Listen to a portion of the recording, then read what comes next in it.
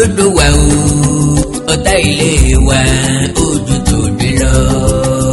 Yorùbá ọmọ òdodo wa o ọ̀tá ilé wa ojú tó dé lọ.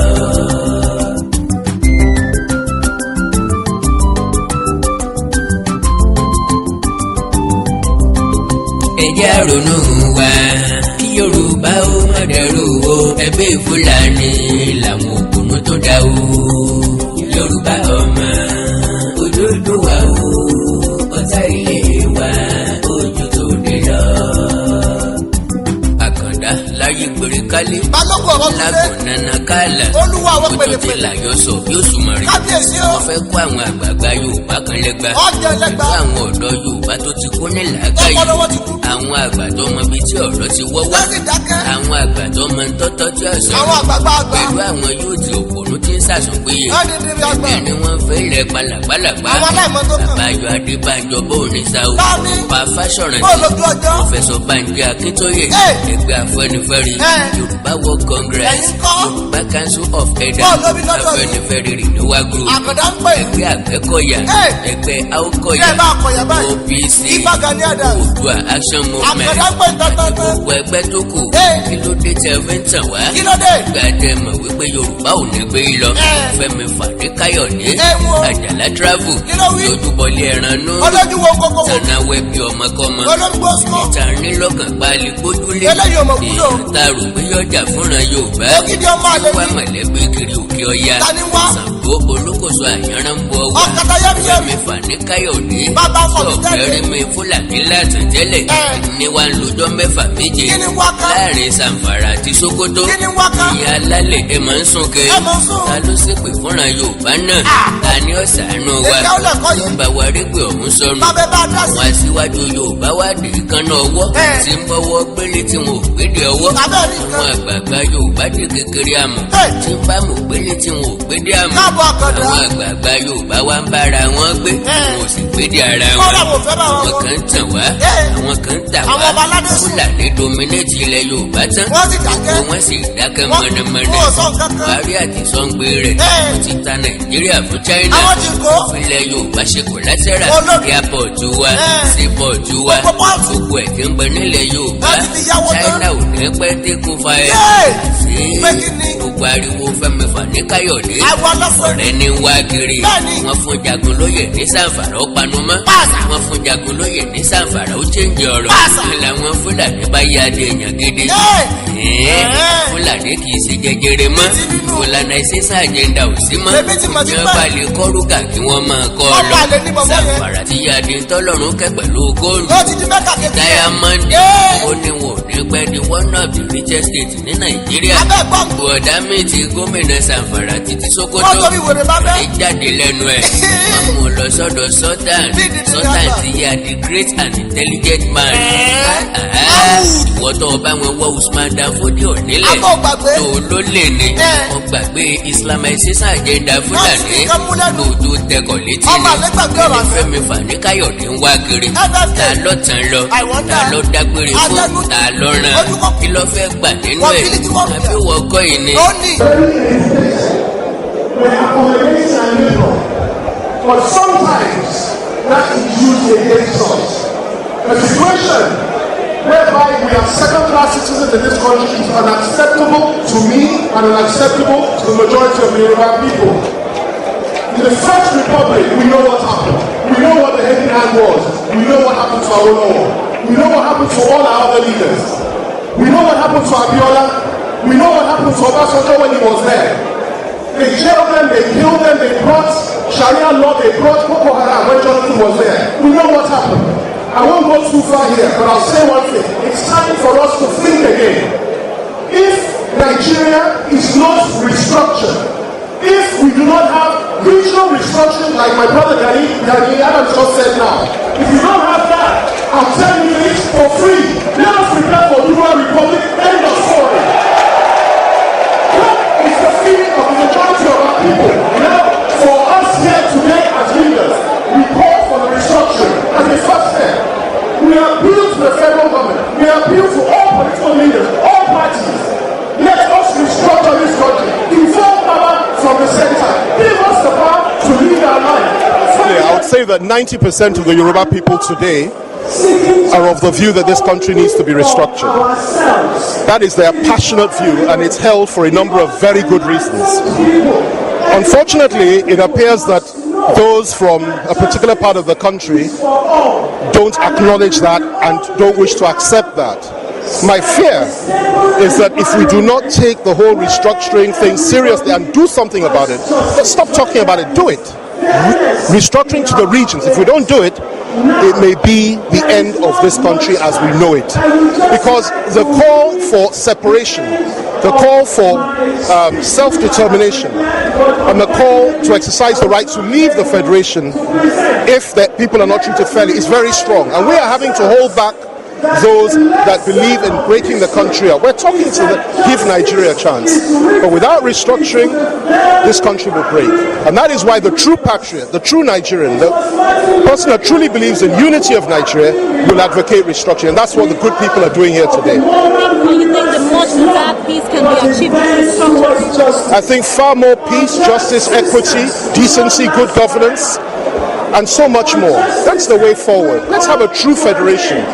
We call ourselves a federation, but we're not. We're a unitary state with a federal facade. It's unacceptable. If we don't have restructuring, we break off. That's all. You said you will advocate for the breaking up of this country. Abba, Hausa àti Fulani ò nígbàgbọ́ nínú ìyẹn. Wọ́n sì fẹ́ restructuring. Wọ́n fẹ́ máa rí wá ní kàjíyán. Láyé ò fi dọ̀rùn ni. Ìrẹ́ kìlọ̀ wá ń wá kiri. Eré kìlàjà ń bẹ́kùn sí. Wá ètò òfin romance Fulani. Kìlọ̀ fẹ́ foyè tí wọ́n fún ọ sí. Chief warrior of the Shinkafi Emirate. Síran bàbá rẹ̀ bá wọn jagun ní. Ìran tí ọ̀jagun a máa jẹ balógun. Wọ́n di gbàngbá. Wọ́n ní kí wọ́n gboyè padà lọ́wọ́ ẹ̀. Ọba tán. Ẹ̀kú ewu ọmọ bá forí sọ pẹ́pẹ́. Ẹ̀kú ewu ọmọ forí sọ pẹ́pẹ́. Ènìyàn tó ṣe báríkà ọ̀fẹ́ bùjá. Èdùmàrè dọ́mọ̀dá ṣe bàbá jóná. Ìyá jẹ́ ńgbọ́mọ̀ wò lọ́ba rí iná ọmọ. Àwọn Fúlàní làwọn ò fi ọjọ́ yè. Wọ́n ní ọ̀tọ́ sí ọ. Wọ́n ní ṣe ló dàbí òrùka wúrà nímú ẹlẹ́dẹ̀. Wọ́n ní kí Shinkafi Emirate Council kí wọ́n withdraw oyè ọ̀hún kíákíá.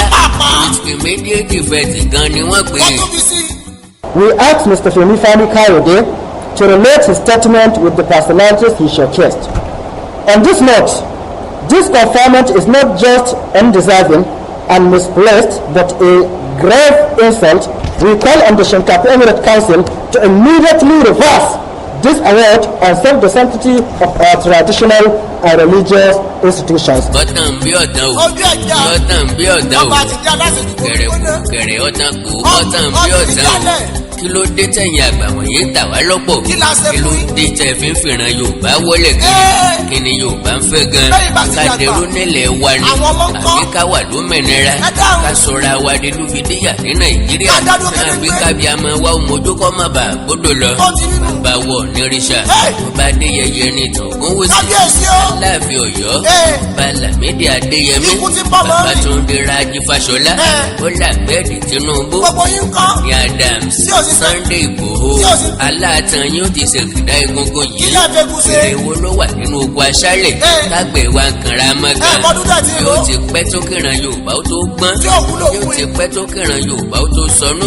Yóò ti pẹ́ tó kíran Yorùbá ó tó mọ́sàsọ́gbéyè. Yóò ti pẹ́ kíran Yorùbá ó tó wà níṣọ̀kan. Yóò ti pẹ́ kíran Yorùbá ó tó fanukò.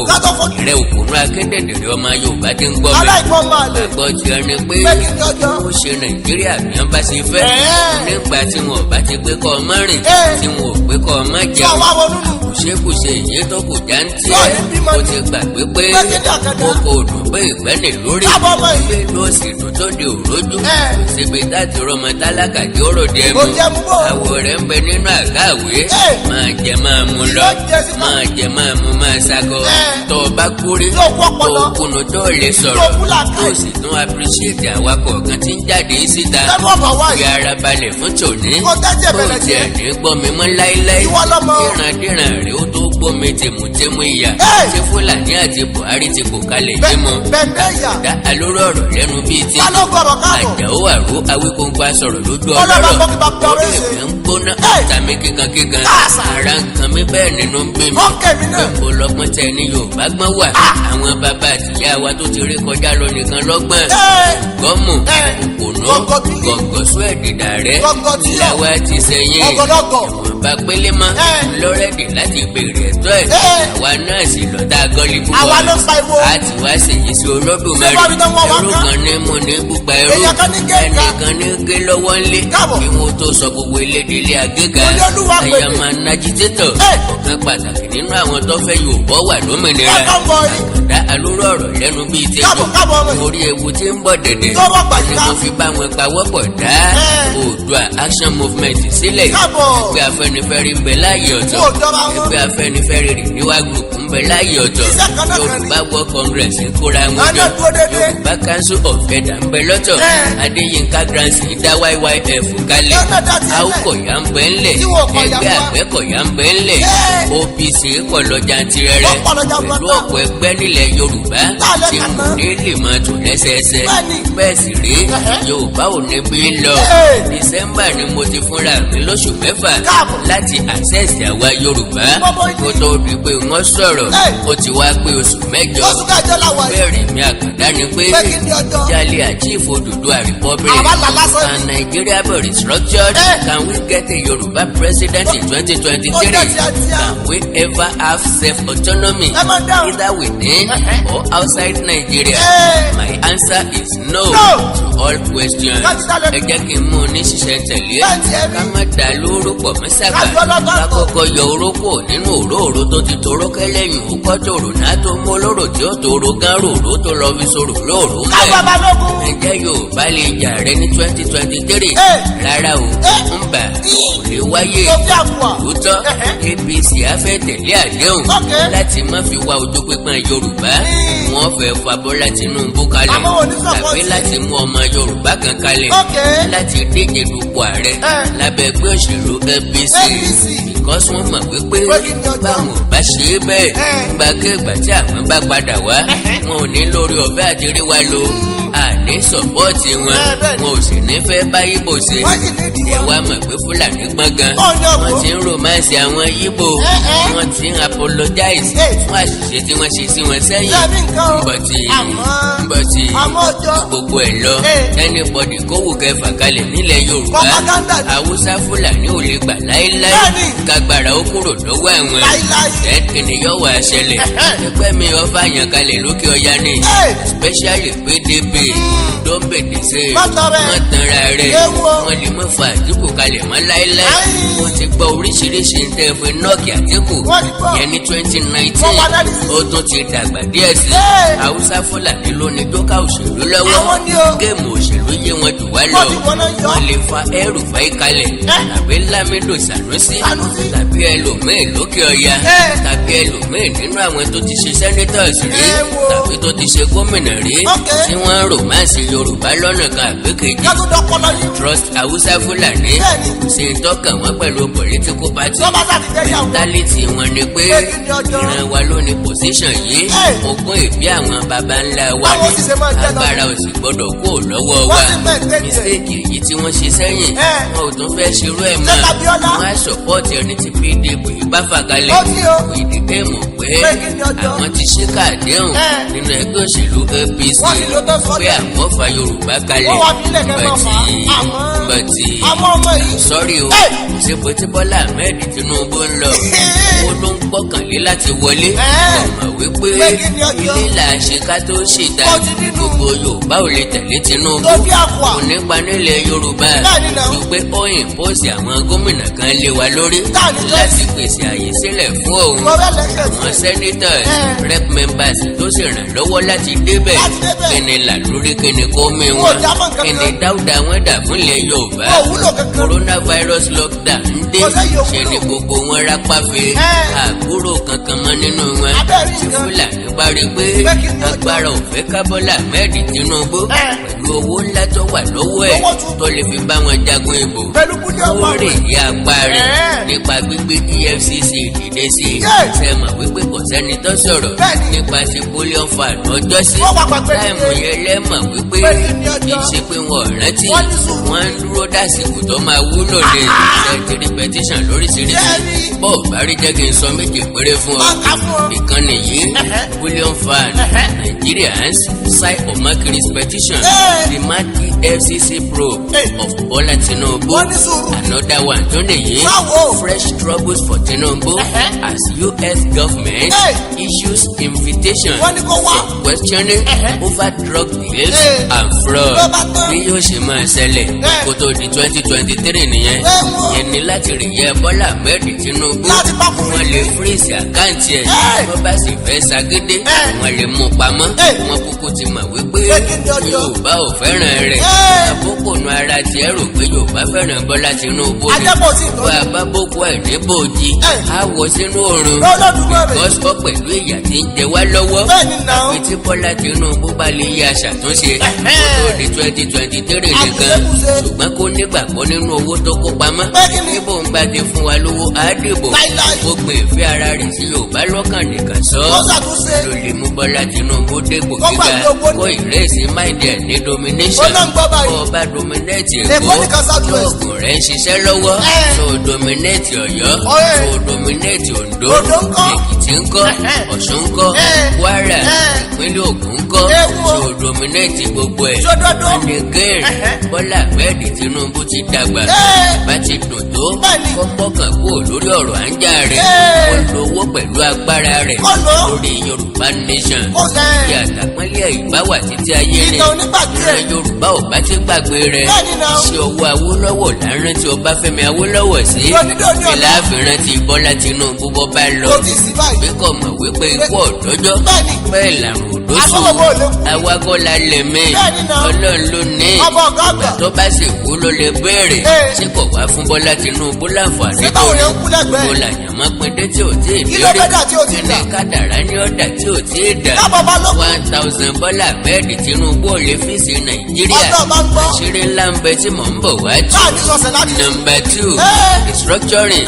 ariwo ẹgbẹ́ Afẹ́nifẹ́re pẹ̀lú àwọn ẹgbẹ́ kan bóyá ní middle belt Wọn ò kí ẹ̀. àbí ní south south Àwùjọ ò àbí kí ní ẹ̀. south east àbí ní south west.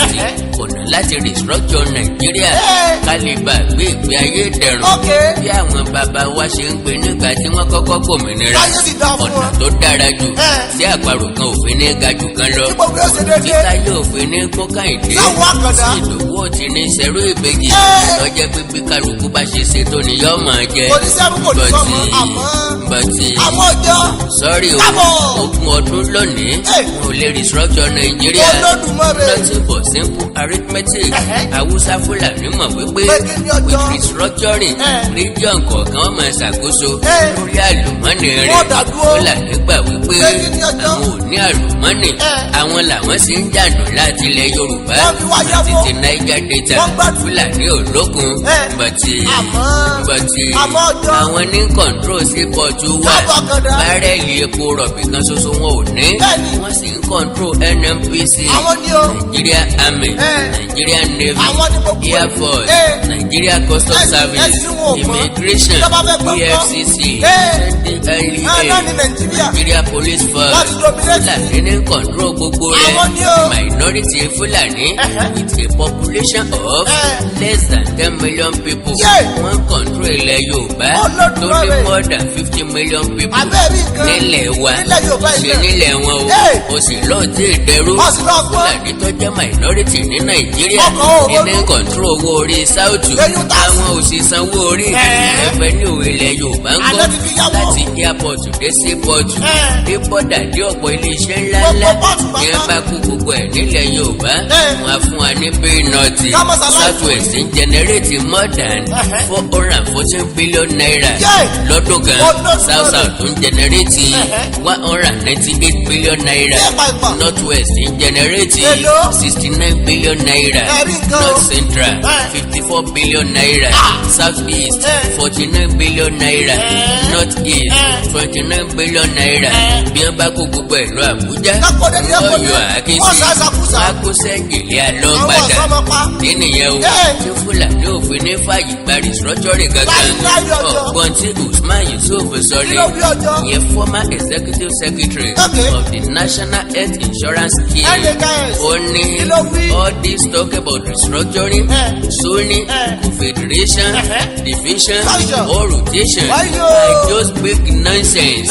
We only need a strong center, a leader that will shake things up.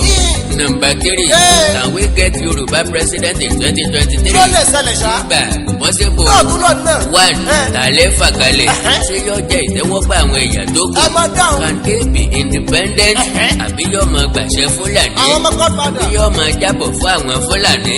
Kìnìún yóò jẹ́ agreement wọn kó tó di pé wọ́n gbéjọba fún kó gbọ́dọ̀ yà kó lójú ọ̀nà tí àwọn là kalẹ̀ because wọn ò ní fẹ́ni tó máa sọ páàsì tí wọ́n bá ṣe. Ṣé Fúlàní ò ní fààyàn kalẹ̀? Ṣé wọ́n lè fi ọmọ tiwọn sílẹ̀ tẹ̀lé Yorùbá? Ẹ̀yin rò pé wọ́n lè ṣe mistake kí agbára ó kò lọ́dọ̀ wọn? Wọn a kò bíi tiwa bí o. Mo tún wá bẹ̀rẹ̀ pé ìjà lè ní self-autonomy either within Nigeria or outside Nigeria. My answer is yes and no. Ìdí tó fi jẹ́ yes ni pé ó ṣeé ṣe tá a bá ń fẹ́ tá a sì ṣiṣẹ́ fún and that is 20% possibility. So no is the right and correct answer. Àwọn aṣíwájú wa àwọn olóṣèlú láàrin wa ò ní fààyè gbárù ẹ̀.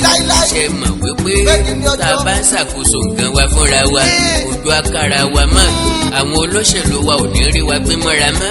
Bẹ́ẹ̀ sì rèé àwọn olóṣèlú ilẹ̀ Yorùbá sì nìyí kìkì àtẹnujẹ ọ̀kánjúwà ọ̀kánjúlẹ̀ olójú kòkòrò onímọ̀ tara ẹnìkan bí wọ́n bá dépò kan wọn ò tí ì ní ṣe gangan o wọn ò tí ì ní lo epo ọ̀hún tán wọn á tún ti máa nàgà láti wọ àtẹ̀gùn epo mẹ́ẹ̀ láti gùn ọ̀nà àti débẹ̀ ni kí wọ́n fìyàn tiwọn rúbọ kí wọ́n fèlú wọn ìletò wọn pẹ̀lú ẹkùnjẹkùn wọn wọ́n ṣetán láti fún gbogbo tí Haúsá Fúlàní lọ́rùn láti wá ojú rere àwọn ará Òkè Ọya ta ló lè ní lérò pé Fẹ́mi Fani-Káyọ̀dé lè máa rùmáàsì Fúlàní Haúsá Fúlàní kì í yí èrò tiwọn padà èrò lọ́mọ Yorùbá nìkan ní pín yẹlẹyẹlẹ lójúmọ́ láàrin Ọ̀nà Kakanfò ń pariwo Olóyè Gani Adams ní ICC ti ká Yorùbá mọ́ wọn ni wọ́n ń bẹ nípò olùsádà. MDT Clearing Freight and Logistics iṣẹ́ wọn dára wọ́n ká sọ́sọ́ wọn kárí ayé. MDT Clearing Freight and Logistics bá a ṣe kárí ayé bẹ́ẹ̀ ni òye iṣẹ́ yé wa cargo services wá dúró tán láti Nàìjíríà a ó bá yín gbé nǹkan ránṣẹ́ sí àwọn èèyàn yín ní Europe UK US Canada Asia lọ bẹ́ẹ̀ gàárì epo pupa ẹ̀gúsí ẹja gbígbẹ ìgbín irú àpọ̀n aṣọ ìlẹ̀kẹ̀ àwọn ìwé tó ṣe pàtàkì àti bẹ́ẹ̀ bẹ́ẹ̀ lọ kò tán síbẹ̀ MDT Clearing Services lékètéńté àṣẹ tó ń tẹjọba tá a gbà ó ń mú àwọn èèyàn yàn wá láàyò láti port ọwọ́ kan ni MDT á clear kọ̀ńténà yín jáde fún yín bó ṣe kọ̀ńténà tó kún fún káà lóríṣiríṣi tàbí ohun mìíràn àwọn òṣìṣẹ́ wa kọ̀ lálá professionalism wa kò lẹ́gbẹ́ MDT doorstep delivery service náà ò gbẹ́yìn níbikíbi lágbàáyé àwa gbé ọjà yín fún yín lẹ́nu ọ̀nà yín MDT tún bá ní ìrajà product sourcing ìyẹn ni pé à á ràn yín lọ́wọ́ láti ra ohun tí ẹ fẹ́ à á sì fi ránṣẹ́ sí yín ní kámọ́ kóbó ní MDT Clearing Freight and Logistics akájú ẹ̀ àtò àlétò iṣẹ́ wa yàn ó yanjú lówó péréte ẹ máa bọ̀ lólulẹ̀ iṣẹ́ MDT ní nọ́mbà 22 Latif Salami Street Ajao Estate Ikeja Lagos a sì tún ní ẹ̀ka káàkiri orílẹ̀-èdè Nàìjíríà ẹ bá wa sọ̀rọ̀ 08182311480 àti 09129074004. bákan náà ilé iṣẹ́ MDT lókè òkun wà ní Toronto Canada please call +16472895364 website www.mdtfreights.com. MDT Clearing Freight and Logistics assure delivery. mo kí gbogbo etí tó ń gbọ́ wa nílé, mo sì kí gbogbo ojú tó ń wò wá nílé pé ojú tẹ fi ń wò wá ò ní fọ́, etí tẹ sì fi ń gbọ́ wa ò ní di. Orúkọ tèmi ni Godwin tí gbogbo ẹ̀yin èèyàn mọ̀ sí Ìyá Ìjẹ̀bú. Gẹ́gẹ́ bí ẹ ṣe mọ̀ ní ìṣe wa wípé ìlera yín òun ló jẹ wá lógún, a tún ti dé bí a ṣe ń dé o. Gbogbo ẹ̀yin tí ẹ ní ìṣòro tó jẹ́ pé ọkùnrin tó dàbí obìnrin nínú ilé, ọkùnrin tí ò lè ṣojúṣe ẹ̀ pẹ̀lú ìyàwó ẹ̀, ẹ kàn sí iléeṣẹ́ Godwin. Ẹ̀yin tó jẹ́ pé pépà lẹ máa ń kà lálálẹ́, ẹ má ka pépà mọ́, ẹ kàn sí wa. A ní pákéjì oríṣiríṣi fún yín, a ní 3-in-1, a ní 2-in-1 fẹ́yìn ọkùnrin tó lè jẹ́ tó máa jẹ́ kẹ́ ṣe bó ṣe yẹ kẹ́ ṣe. Bákan náà ni ìṣòro tí a ń pè ní arthritis yìí ó ń ṣọkùnrin ó ń ṣobìnrin, orúnkún ríro, ìbàdí ríro, ọrùn ẹsẹ̀ ríro, ẹlòmíì ó lè jẹ́ osteoarthritis lónìí, ẹlòmíì rheumatoid arthritis, ẹlòmíì ìdẹ̀rẹ̀ kò ní lè bẹ̀rẹ̀ mú nǹkan lẹ̀, ẹlòmíì ò lè bẹ̀rẹ̀ kírun, ó ṣeé ṣe kó jẹ́ sciatica ni, ó ṣeé ṣe kó jẹ́ lumbar spondylosis ni, ẹlòmíì ìdẹ̀rẹ̀ arthritis ni. Tó bá ti di pé ìbàdí ń ro ẹ̀ ò lè bẹ̀rẹ̀, ẹlòmíì orúnkún ríro, ẹlòmíì ẹsẹ̀ á máa gbóná, ẹlòmíì àpapọ̀ rẹ̀ á máa gbóná, ẹlòmíì ẹsẹ̀ á máa gbọ̀n, ẹlòmíì ara á máa tá, orí á máa tá, àpapọ̀ ara á máa tá. Ẹ kàn sí iléeṣẹ́ Godwin Ìyá Ìjẹ̀bú. Ẹlòmíì ò lè fojú ọwọ́ ẹ̀ báyìí, gbogbo ọwọ́ á máa ró. Gbogbo ẹ̀yin tẹ́ tí ń lò náà ẹ máa jẹ́rìí sí. Ẹ kàn sí iléeṣẹ́ Godwin Ìyá Ìjẹ̀bú.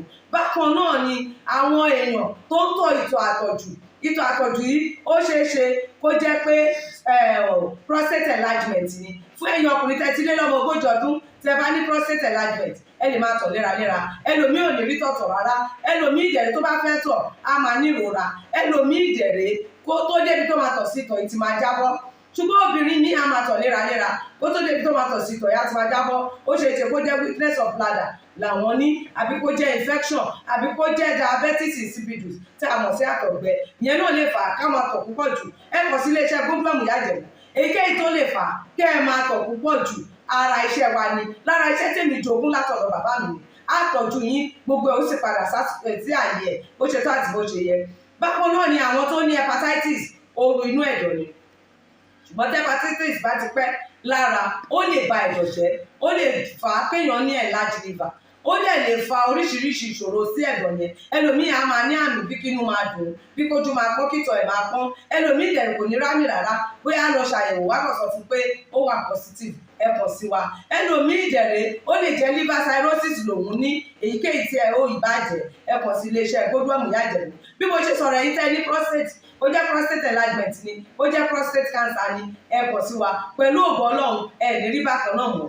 Mo ti sọ fún yín gbogbo ìṣòro yòówù kẹ́ ní, ewé àti pòpọ́nbélé tí àwọn bàbá wa ń lò láyé àtijọ́ tá a ti gbé kalẹ̀ lọ́nà ìgbàlódé tó sì ṣe bẹbẹ lágbára, òun là ń lò fún ọmọdé àti àgbà. Ẹ kàn sí wa, ẹ ní kábàámọ̀ pẹ̀ ṣe bẹ́ẹ̀. Ẹ̀rọ ìbánisọ̀rọ̀ mi ni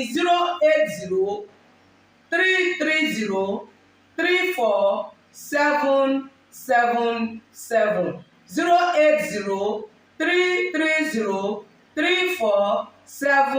08033034777. Ẹ bá wà l'Amẹ́ríkà, kẹ́ ẹ wà ní Spain, kẹ́ ẹ wà ní UK, ibikíbi tí ẹ bá wà, ó jẹ́ Canada ni, ó lè jẹ́ Port Harcourt ni, ó jẹ́ Abuja ni, ibikíbi tí ẹ bá wà, ẹ kàn sí iléeṣẹ́ Godwin Ìyá Ìjẹ̀bú.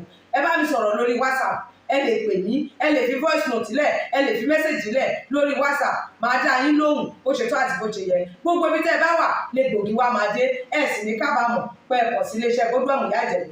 Ẹlòmíì apákan ara ẹ̀ á máa kú, kí ló fà tápákan ara fi ń kú? Ẹ kàn sí wa, ẹ máa mọ̀. Ẹlòmíì ọrùn àdédé máa stiff, ẹlòmíì àyà ló máa dùn, ẹlòmíì ẹ̀gbẹ́ ló máa dùn, ẹlòmíì á máa wúkọ́, ó lè wúkọ́ kókó ti wà lẹ́nu ẹ̀ tipẹ́tipẹ́ tí ò sì ní lọ. Ẹlòmíì ìdẹ̀rẹ̀ ó máa ní ìṣòro àti breathe in oxygen, breathe out carbon dioxide. Àwa máa ní ìṣòro, a máa ní kàtà gbogbo ìgbà. Kí ló fà á? Ó ṣeé ṣe kó jẹ́ asthma ni, ó ṣeé ṣe kó jẹ́ bronchitis, ó dẹ̀ ṣeé ṣe kó jẹ́ pneumonia cough ìwọ ní. Tó bá ti kàn sí wa, èyí tó bá jẹ́ nú ẹ̀ ló máa determine irú egbògi tá a lè kẹ́ra láti lè ṣe wa. Ẹ ṣe mọ̀, mo ti sọ fún yín o, ẹ̀rọ ìbánisọ̀rọ̀ wa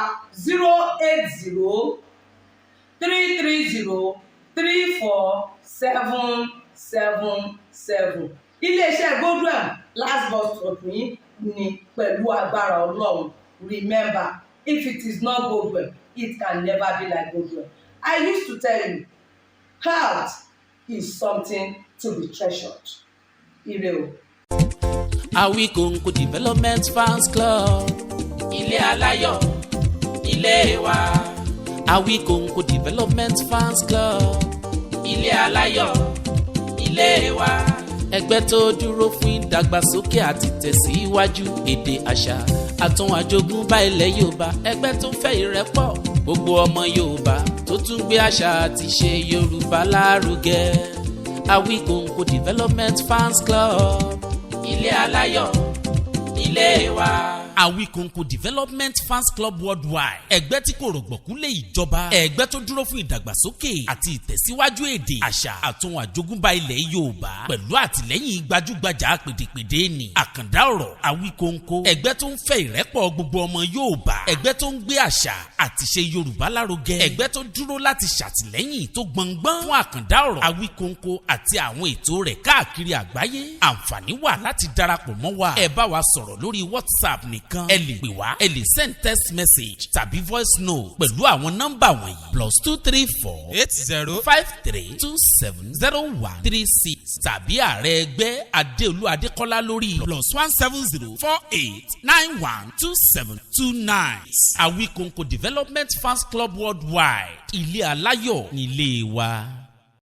Nǹkan tí ààrẹ council sọ lórí àwọn ISIS tó wà ní igbó Lùsádà, ṣé mọ̀ pé ọ̀nà kan wà tí àwọn federal government fẹ́ ṣe pé Lùsádà tá já sí ọ̀nà bíi extreme end igbó ọ̀rà yẹn, ọ̀nà yẹn láti ibi Lùsádà yẹn débi igbó ọ̀rà yẹn 2 hours ni tán bá lè connect ẹ̀ pẹ̀lú Sokoto. Ó ní igbó tán máa fi connect ẹ̀ pẹ̀lú Sokoto 3 hours ni.